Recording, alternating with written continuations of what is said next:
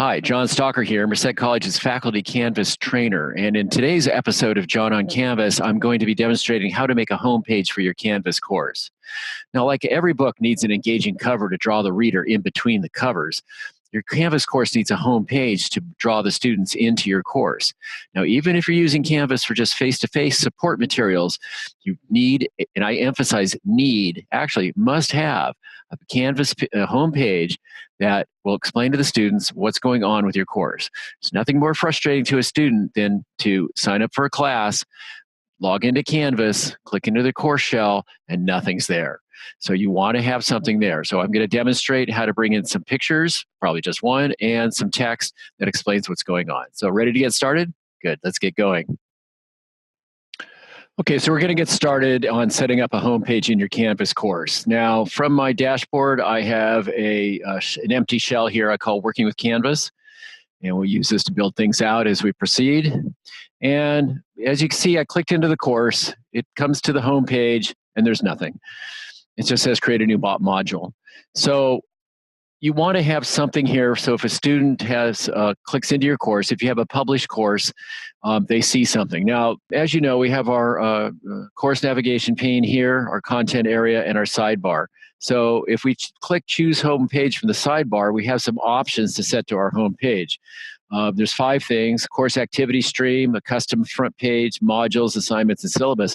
If you pick one of these things and it's not built out, it's just going to appear empty.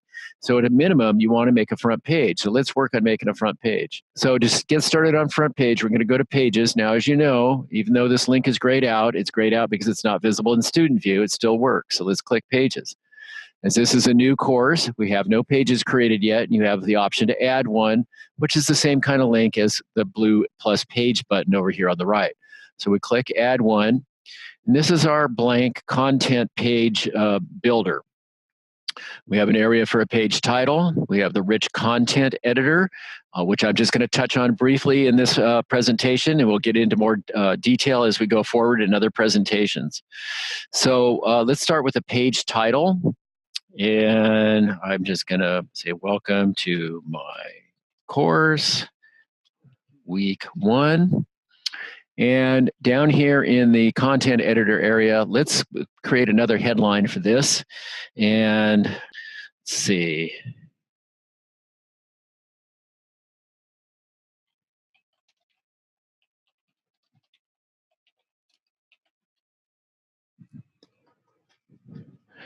So now I've got my headline in my page, but this is just formatted in a paragraph size type. I mean, if I save it and we look at it, okay, we've got my page title here, and my sentence just is in a paragraph size typeface. So let's go back and edit this. Let's make this a headline. So I like to triple click, turns blue. And now we want to set this to what we call a header 2. I think I mentioned the page titles are always header 1, and then the other section headers are header 2, and subheads under 2 are going to be a header 3, and subheads under header 3 are going to be a header 4. Now, the reason we use these headers is because when you do this, it adds HTML markup tags to these headlines. And the reason we want HTML markup tags on these headlines for 2 purposes. One, so that an assisted device known as a screen reader can read the page out loud to the visually impaired students, and also to the mobility impaired students. It allows them to navigate the page with just using the keyboard without using the mouse. Now, as time goes on in the next couple of lessons, we're going to delve into accessibility issues in much more detail, but I'm just going to keep it simple for now because I want to get this home page going. So I highlighted my sentence and I click header 2, and now it's formatted as a header 2. It changes the size, and if we look at the HTML side of things, you can see that it's added the H2 headers to this sentence to create it as an H2 headline. So I'm going to toggle back to the rich content editor, also known as WYSIWYG, which stands for what you see is what you get. Now I like that, but let's center it on the page. That's looking better. And let's put the cursor, click at the end, hit return, move the cursor down. I think a picture would look nice here. So over here on the right, we have what's called the content selector. And I'm going to get into this again in more detail later, but you've got links tab, files tabs, and images tabs. Just for the sake of keeping this brief, let's go to the images tab and let's search Flickr. And just for fun, let's see what we come up with under the keywords homepage. Oh, here's some pictures. And I think I like this one. Pretty good. Hard to see all of it. But you know, if you grab this little triangle right here and pull this down, it gives you more room to work. So I like that. That works with my headline. It's a road. So I think I want to make it a little bigger. So I'm going to click in it to turn it blue, and I'm going to grab this handle and drag it down and make it a little bigger. I think I want it centered on the page too. So let's center it here. So that's looking pretty good. Now, we talked about making the headline accessible, but to make the page accessible, I mean, not the page, but to make the picture accessible, you want to include what's known as alt text. So let's click the picture, and to work with alt text, you highlight the picture and you click the embed image tool here in the toolbar. And here's our image source, and here's the attributes for this picture in alt text. And you notice that this one has been pre-filled. The nice thing about using images from Flickr is that the alt text will come pre-filled. So this one's called Pages at a Time. I like that. We'll keep that. Actually, you know what? Let's change this to Road to Your Future. So it works with my headline.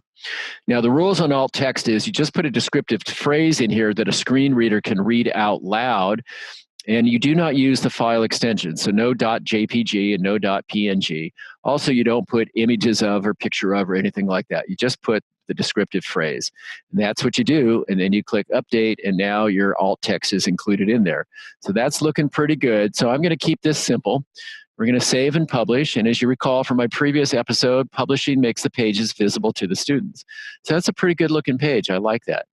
But let's see, is it on my home page? It's not there. How do we get it on the home page? Well, we got to go back to Pages. And there's two ways to do it. This way is from this bar, which has the page title on it, you click the three ellipses to the right and go Use as Front Page. Now, when that happens, you get a designator that says that this content page is designated as a front page. Let's see, is it on the home page yet? Oh, still not there. Let's come over here and go choose home page, and then let's take Pages front page, and it's showing the page I designated, and we save it. And voila, there's my home page. Now, you're going to want to have more than just a headline and a photo. You want to get some, some pertinent information in here about maybe how to navigate the course, or what to do next. A Start Here button going to an orientation module is always a good idea. And, your name and phone number and email address, ways to contact is also good to have on the home page. All right, so that's how we get our home page. Now, as I mentioned, how do we get to have multiple home pages that you can rotate? Let's go back to the Pages index page and go to View All Pages. And we come down here to the three ellipses, and let's hit Duplicate. And now we have a copy of our page. So let's go over here and let's edit the page. Actually, let's do that a different way. Let's just click on the name of the page and come over here and go Edit. And let's change the page title to Week 2. And I'm also going to put over here Week 2 on this so it looks different. And let's find another picture. So let's come back here to Flickr. And I like that search term home page. And this one looks pretty good. Nah, I don't like that one. What else we got here? What's this one like? Let's get rid of that one.